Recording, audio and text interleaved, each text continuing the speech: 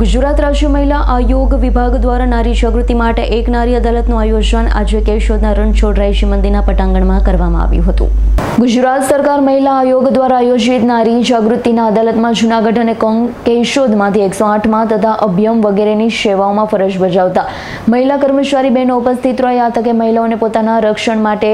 જરૂરી કાનૂની માર્ગદર્શન અને માહિતી આપી હતી। આ તકે કાર્યક્રમમાં અનેક મહિલાઓ ઉપસ્થિત રહી હતી। તો બીજી તરફ આ કાર્યક્રમને સફળ બનાવવા માટે તાલુકા કોઓર્ડિનેટર પારુલ ટુંબર અને મમતાબેન રાવલ, શારદાબેન રાખોલિયા સહિતના મહિલાઓએ ભારે જહેમત ઉઠાવી હતી। ભગવતીબેન, હું જિલ્લા કોઓર્ડિનેટર છું અને મહિલા આયોગ નારી અદાલતમાં ફરજ બજાવું છું। આજના આ કેશોદ ખાતે નવરાત્રિના નવસંકલ્પ ખાતે એક મહિલા આયોગ દ્વારા નારી અદાલત આયોજિત આજે ડિજિટલ સશક્તિકરણ માટે અને મહિલાઓના જે ઘરેલું હિંસાને માટે આજે એક નાનો એવો કાર્યક્રમ રજૂ કરેલો હતો, જેમાં નારી અદાલતની ક્ષમતા કમિટી દ્વારા એક ઘરેલું હિંસાને લગતું નાટક પણ રજૂ કરેલું હતું અને મહિલાઓને કઈ રીતે ઘરેલું હિંસા અટકાવી અને ભારત સરકારે ઘણી યોજનાઓ મહિલાઓ માટેની બહાર પાડી છે, જેમાં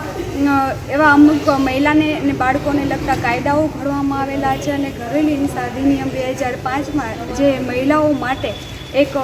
અલગથી એનું અમલીકરણ કરવામાં આવ્યું છે અને કાયદો એક અલગથી બહાર પાડ્યો, એમાં જેમાં ઘરેલું હિંસામાં ભાવનાત્મક હિંસા હોય, આર્થિક હિંસા હોય કે જાતીય હિંસા હોય કે જે કોઈ પણ સ્ત્રી હોય, એવું નહીં કે એ પતિ છે